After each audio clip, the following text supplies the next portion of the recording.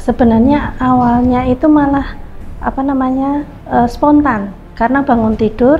Waktu itu saya agak bingung juga karena sebelumnya ya mungkin karena belum tahu itu sakit apa ya.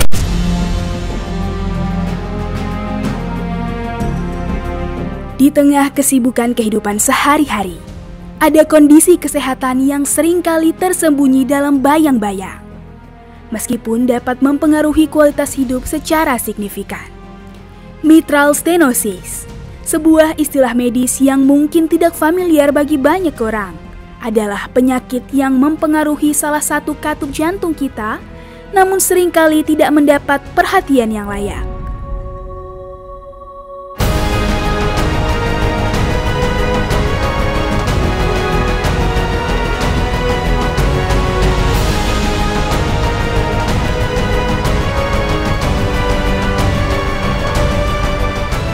Tidur itu lama-lama nggak nyenyak, nggak pernah nyenyak. Terus semakin kesini, karena mungkin darah saya nggak lancar ya, jadi badannya itu sakit semua, terutama bagian sini, punggung, terus menjalar di tangan kayak gitu. Terus jantungnya kadang-kadang nyeri. Iya, kalau bayangin ya tentu enggak ya pikirnya ya sehat-sehat aja. Sebelum kejadian itu saya juga masih aktivitas seperti biasa gitu, jadi nggak ada keluhan yang gimana-gimana gitu. Jadi kan itu mendadak ya pagi-pagi. Kemudian mengenai penyakit ini saya juga baru tahu gitu, oh ternyata ada ya penyakit yang dari katupnya itu, seperti itu. Sebenarnya mitral stenosis itu apa? Jadi mitral stenosis itu sebenarnya adalah suatu gangguan jantung. Gangguannya lebih spesifik ke gangguan katup jantung. Kita tahu katup jantung itu sama halnya seperti pintu atau jendela. Jadi dia bisa membuka dan menutup.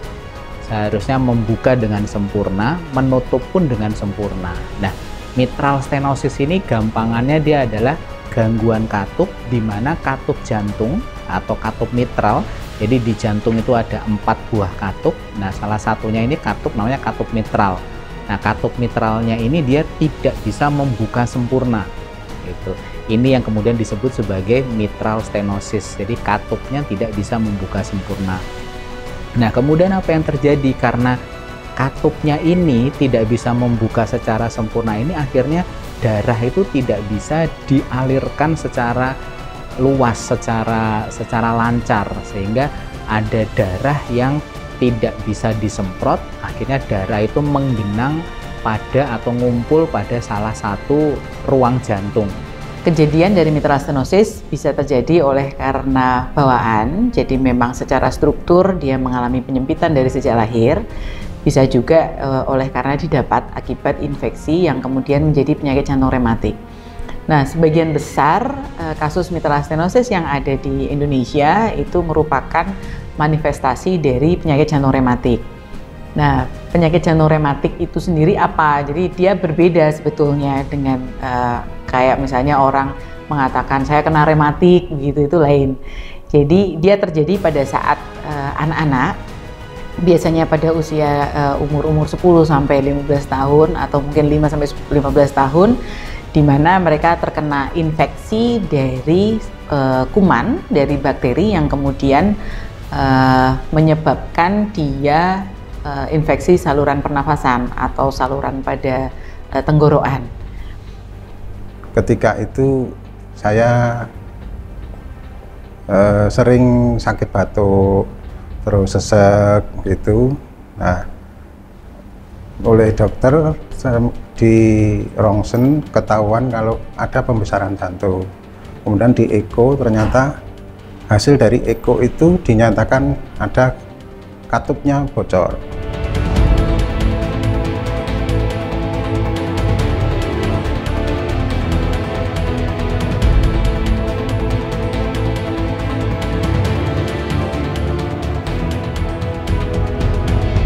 Kalau untuk gejala itu sebenarnya gejala yang umum ya, gejala umum orang sakit jantung. Jadi sesek, jalan itu menggeh-menggeh atau cepet capek, atau beberapa pasien itu mengeluh kok kaki saya kok dua-duanya bengkak. Nah itu sebenarnya gejala-gejala yang umum yang kadang kita belum bisa menentukan oh ini mitral stenosis. Saya nggak menerima ya, kok dinyatakan kok katup saya, padahal selama ini saya merasa cuma sakit biasa-biasa saja gitu. Ya masalah gampang capek sih dulu saya nggak menyangka kalau sakit seperti itu. Sehingga dari awal tadi saya ceritakan kalau ya saya nggak begitu percaya kalau disuruh operasi, jadi saya pergi ke istilahnya kalau dulu paranormal gitu. Jadi prosesnya itu sebelum tahu itu kan dirujuk dari IGD dirujuk ke dokter jantung, kemudian dokter jantung diperiksa EKG sama eko. Nah dari eko itu dokter agak-agak curiga sesuatu gitu, langsung dirujuk ke sini untuk melakukan bubble test waktu itu, tapi tidak jadi, malah dilakukan TEE. Nah dari TEE itu ketahuan kalau ada sesuatu di katup jantung saya, seperti itu. Ketika seorang pasien datang dengan keluhan ke arah misalnya sesak nafas atau dengan bengkak yang kita curigai ke arah gagal jantung, maka kita akan melakukan beberapa rangkaian untuk diagnosis. Jadi pasien itu tentunya kita lakukan pemeriksaan fisik, kemudian kita akan berpikir ini arahnya kemana. Kemudian kita lakukan, kalau pemeriksaan jantung kita akan lakukan pemeriksaan yang disebut sebagai elektrokardiografi atau rekam jantung untuk melihat kelistrikan jantung, sudah ada gangguan atau belum. Kemudian kita lakukan ronsen, ya, pemeriksaan ronsen dada untuk melihat apakah jantungnya sudah membengkak atau belum. Kemudian kita akan lakukan ekokardiografi atau USG pada jantung. Nah di sini kita akan mendapatkan diagnosis pasti bahwa seorang pasien ini mengalami mitral stenosis dari ekokardiografi. Untungnya, mitral stenosis dapat diobati dan dikelola dengan berbagai metode, mulai dari pengobatan medis hingga prosedur bedah. Namun, kunci untuk perawatan yang efektif adalah deteksi dini dan pemahaman yang lebih baik tentang kondisi ini. Lumayan shock juga sih, nggak nyangka maksudnya kok ada, ternyata selama ini saya ada penyakit seperti itu gitu. Pertama dengar informasi tentang diagnosa awal dari istri saya memang sempat seperti panik gitu, tapi diri saya sendiri menenangkan diri sendiri. Kebetulan saya harus menguasai diri, saya kan kebetulan juga pasien cerebral, jadi saya menguasai diri dan mencari solusi kira-kira yang alternatif yang terbaik untuk istri saya gimana. Memang sebenarnya itu langkah pertama mengikuti dari rujukan dari dokter untuk dirujuk ke dokter spesialis jantung. Kemudian dari jantung pun saya koordinasi juga. Ini kalau misalnya alternatif yang gimana, yang mana yang terbaik ataupun sampai yang terburuk, ya gimana langsung solusinya apa. Terus hasilnya itu dari jantung, dokter jantung mengatakan ada kelainan di katup katanya. Tapi dokter mengatakan kalau ini tidak bisa disembuhkan, obatnya itu hanya bisa untuk mengurangi. Secara umum sebetulnya ketika kita bisa melakukan diagnosis lebih awal, maka prognosisnya akan jauh lebih baik. Karena ini merupakan proses yang berkelanjutan, maka pada seseorang yang dari sejak awal kita bisa melakukan diagnosis, bahkan kalau kita bisa melakukan identifikasi seorang anak itu menderita demam rematik akut atau mengalami infeksi streptococcus pada tenggorokan, kita bisa melakukan identifikasi apa pencegahan yang bisa kita lakukan untuk si anak tersebut atau pada seseorang yang sudah terdiagnosis. Nah, ketika dia mengalami mitral stenosis, kemudian itu kita biarkan saja dan berlanjut menjadi level derajat keparahannya berat, katupnya menjadi sangat sempit atau katupnya menjadi sangat tebal, dan aliran darah yang melewati katup itu menjadi sedikit, maka tentunya efeknya adalah perubahan-perubahan yang ada dalam jantung. Ruang jantungnya menjadi membengkak, kemudian lama-lama dia bisa mengalami fungsi kegagalan jantung yang sebelah kanan. Nanti kalau sudah kegagalan pompa jantung kanan, tentunya seseorang itu menjadi kepayahan.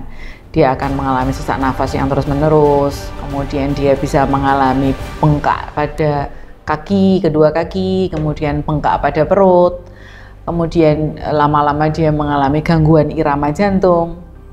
Dan ini efeknya atau prognosisnya kalau dia sudah mengalami suatu kondisi yang berat, maka kualitas hidup akan menurun dengan cukup besar. Kemudian dia aktivitas sehari-hari akan sangat terganggu. Kemudian gangguan irama itu sendiri dapat menyebabkan salah satu resiko menjadi stroke. Nah, ini tentunya kualitas hidup seorang pasien menjadi menurun banyak. Melalui upaya kolaboratif antara pasien, tenaga medis, dan keluarga, kita dapat meningkatkan kesadaran tentang mitral stenosis dan memastikan bahwa lebih banyak orang mendapatkan diagnosis dan perawatan yang mereka butuhkan. Obat memang harus diminum rutin. Katanya nggak boleh putus. Iya, memang harus semangat untuk minum obat. Nggak boleh bosan. Jadi kami tidak boleh mengabaikan. Dari situ kita harus ketika pasien terdiagnosa mitral stenosis itu kami memberikan edukasi untuk selalu kontrol teratur, kemudian dari dokter memberikan obat itu harus diminum secara teratur sesuai dengan anjuran, kemudian untuk aktivitasnya juga harus dilihat, tidak boleh melebihi supaya pasien tidak menjadi lebih sesak nafas seperti itu. Kemudian di sini peran keluarga juga harus diingatkan karena memang pasien-pasien tersebut cenderung tidak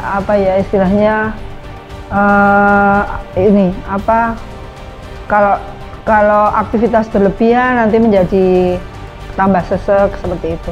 Ada sisi baiknya dengan kita, itu saling peduli antara saya mengetahui latar belakang istri juga di kala saya pas kebetulan tidak kondusif, jadi sama-sama mengisi. Saya juga kebetulan kelemahan istri jadi ketahuan seperti itu. Saya menjadi langkah apa yang kira-kira saya bisa bantu, apa yang bisa meringankan mungkin beban pekerjaan istri ataupun apa mungkin yang tidak harus dipekerjakan dan istri, mungkin yang saya bisa dikerjakan orang lain, misalkan pekerjaan yang bisa dilondrikan ataupun apa yang tidak menuntut harus semuanya dikerjakan istri. Ya, tantangannya sih bagaimana caranya agar karena saya terus terang agak takut ya kalau misalnya nanti ada tindakan operasi yang saya bayangkan tuh di ruangan operasi itu udah ngeri gitu aja. Jadi tantangan saya, ayo gimana sembuh tanpa harus operasi seperti itu.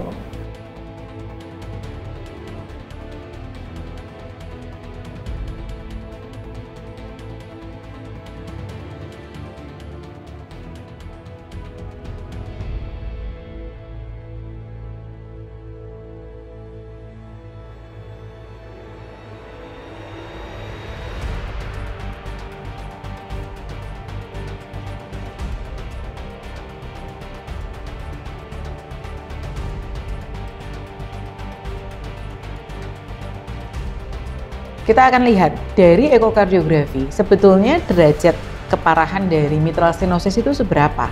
Apakah derajat ringan, ataukah derajat sedang, atau derajat berat. Kalau itu derajat ringan sampai dengan derajat sedang, kita biasanya akan memberikan obat-obatan saja.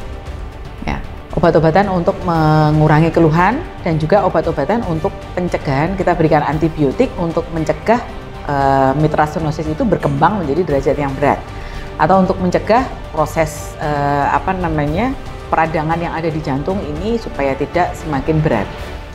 Kalau dia sudah masuk derajat sedang sampai dengan berat, bahkan atau mungkin derajat berat, kita akan lihat sebetulnya pasien ini selain obat-obatan, karena obat-obatan pasti akan kita berikan, selain obat-obatan kita bisa melakukan apa? Untuk katup ini memang sayangnya karena gangguannya adalah gangguan mekanik ya, struktural, jadi obat itu tidak bisa membuat pintu atau katup jantung itu membuka lebar. Akhirnya pilihannya adalah harus dilakukan suatu intervensi. Nah, intervensinya ini ada dua, ada intervensi bedah dan intervensi non bedah. Kalau intervensi bedah ya sudah, jadi pasien harus dioperasi, dibuka, kemudian katupnya itu diganti dengan katup mekanik atau katup logam. Tapi kalau intervensi non bedah, nah itu katupnya yang tadi kaku dan tidak bisa membuka itu kayak kita pasang balon, kemudian balonnya kita kembangkan supaya katupnya itu bisa membuka lebar. Ya, jadi kalau tindakan BMP itu mungkin sesuatu yang baru, orang-orang awam, bahkan biaya medis saja mungkin belum banyak yang tahu. Jadi karena ini yang baru, itu biasanya pasien bertanya-tanya apa sih soal BMP itu ya. Jadi kita perlu menjelaskan, memberitahu pasien bahwa yang tindakan BMP itu yang pertama adalah tindakan yang bukan bedah. Kalau pasiennya nanti ngerti, orang lain untuk ngerti bahwa tindakan BMP itu seperti ini. Jadi memang ada beberapa syarat ya. Syaratnya pertama jelas dari pasien itu sendiri, kondisi klinis pasien bagaimana, kemudian dari kondisi katupnya itu. Nah, katupnya itu nanti kita lakukan tadi ya USG jantung atau echo, di mana echo pun ada dua. Ada echo dada atau transtorakal ekokardiografi, itu jadi USG nanti hanya di dada saja. Tetapi ada satu lagi yang namanya transesofageal ekokardiografi, di mana alatnya itu nanti kayak sedotan itu dimasukkan lewat mulut. Nah, itu akan melihat jantung itu lebih jelas.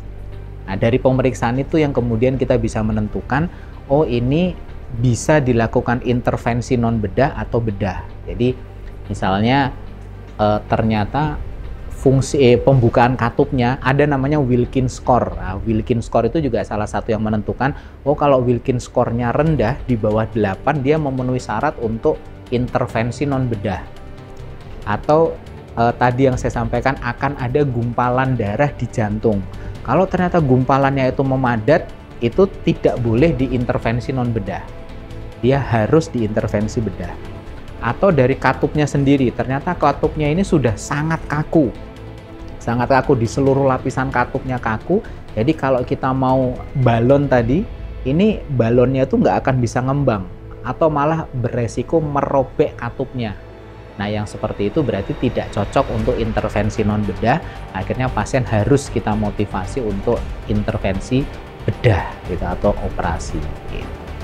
Nah, untuk pemulihannya yang paling penting tidak boleh dilakukan itu misalnya menekuk artinya. Jadi kalau setelah tindakan itu kan nanti pasien itu masih ada sheath 1 arteri, kemudian yang satu lagi vena sudah dijahit. Nah, itu nanti kita perlu pasien itu supaya tidak menekuk kakinya, atau boleh ditekuk tapi dia sudutnya tidak boleh melebihi dari 30 derajat biasanya. Kalau melebihi 30 derajat ditakutkan nanti sheath-nya tadi yang masih tertinggal sama yang bekas jahitannya tadi bisa keluar darah lagi. Jadi kalau yang lainnya nanti kapan dia boleh makan, pasiennya boleh makan, kemudian yang lainnya itu biasanya nanti anestesi, misalnya nunggu pasiennya menunggu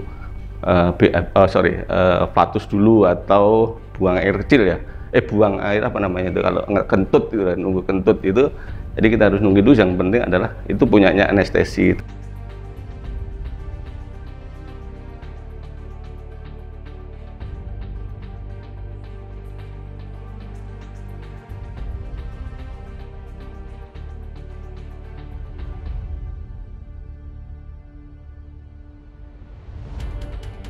pada saat operasi misalnya alhamdulillah baik, tidak ada komplikasi, bagaimana setelahnya? Di kita ada yang namanya rehabilitasi jantung. Nah, itu yang paling penting itu. Itu kadang-kadang yang pasien itu juga tidak patuh. Padahal sebenarnya yang namanya fase rehabilitasi jantung itu harus dilewati oleh semua pasien-pasien jantung setelah tindakan. Jadi ada namanya rehabilitasi jantung fase 1 itu pada saat rawat inap. Kemudian rehabilitasi jantung fase 2 itu pada saat pasien pulang.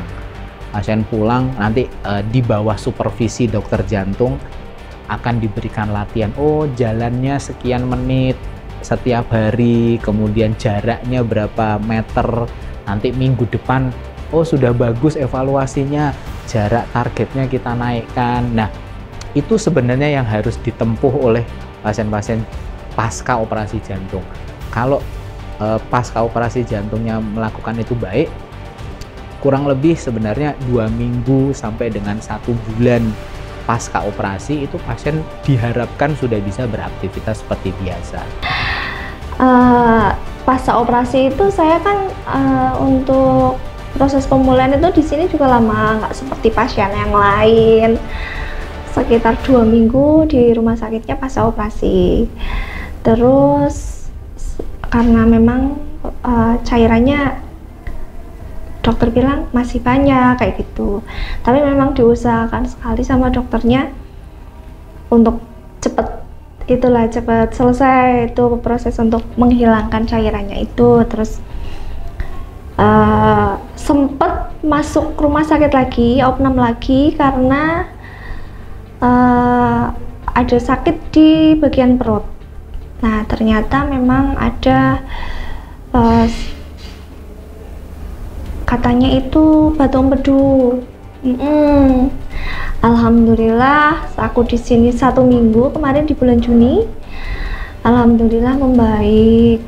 Terus selama proses pengobatan yang saya rasakan sekarang jauh lebih baik setelah opnam kemarin.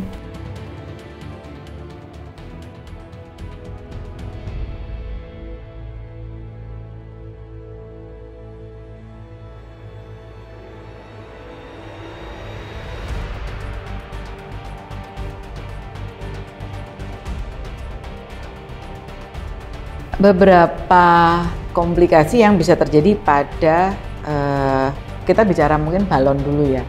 Pada balon itu memang untuk yang namanya tindakan akan selalu ada resikonya. Nah, tindakan non operasi ini memiliki resiko yang tentunya lebih rendah daripada tindakan operatif. Nah, untuk tindakan yang non operatif atau perkutan itu prosedur-prosedur prosedur tersebut biasanya komplikasinya adalah yang mulai dari perdarahan, apakah itu perdarahan di kulit, kemudian juga gangguan irama yang ada di jantung, sampai terbentuknya penjendalan darah di jantung yang menyebabkan stroke, itu bisa merupakan komplikasi. Tetapi dengan usaha-usaha yang kita lakukan untuk mengantisipasi, maka komplikasi itu bisa kita minimalisir sampai dengan bahkan sampai dengan 60%. Kalau untuk tindakan operasi, tentunya resiko-resiko yang berhubungan dengan operasi seperti perdarahan. Nah, perdarahannya tentunya akan lebih banyak daripada yang non operasi. Kemudian sama gangguan irama jantung, kemudian penyembuhan atau recovery pasca operasi ini biasanya lebih panjang. Dan tentunya tindakan operasi bedah itu mengikuti dari risiko itu mengikuti dari tindakan operasi dari bedah. Ya. Banyak, Pak. Bedanya kalau saya waktu belum dioperasi itu ya jalan berapa meter gitu udah agak gak mampu ya. Tapi setelah dioperasi saya naik sepeda, naik ya jalan 5 kilo nggak apa-apa, lumayan juga. Saya kalau sepeda itu dari Sarjito sampai ke tempat bandara di situ itu masih mampu. Ya. MS itu bisa dicegah. Jadi yang pertama kita sebetulnya pada saat anak-anak ini bisa mengidentifikasi saja bahwa dia mengalami infeksi bakteri kuman dari Streptococcus itu pada saluran pernafasan atau pada tenggorokan. Nah, kalau ini bisa kita identifikasi, maka kita bisa melakukan mitigasi. Kalau seorang anak itu sampai mengalami demam rematik akut, maka kita akan bisa melakukan diagnosis yang tepat untuk demam rematik akut dan kita berikan antibiotik yang tepat pada demam rematik akut, dan kita lakukan penilaian. Ketika seseorang itu mengalami demam rematik akut, sebetulnya dia si infeksi bakterinya itu sampai ke jantung tidak.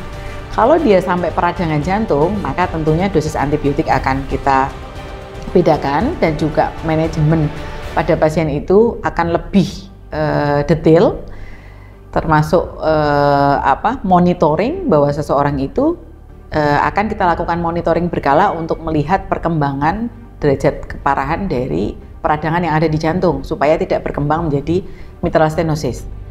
Nah, ini pada beberapa kasus memang antibiotik itu akan kita berikan ketika mereka mengalami demam rematik akut yang sampai dengan peradangan jantung.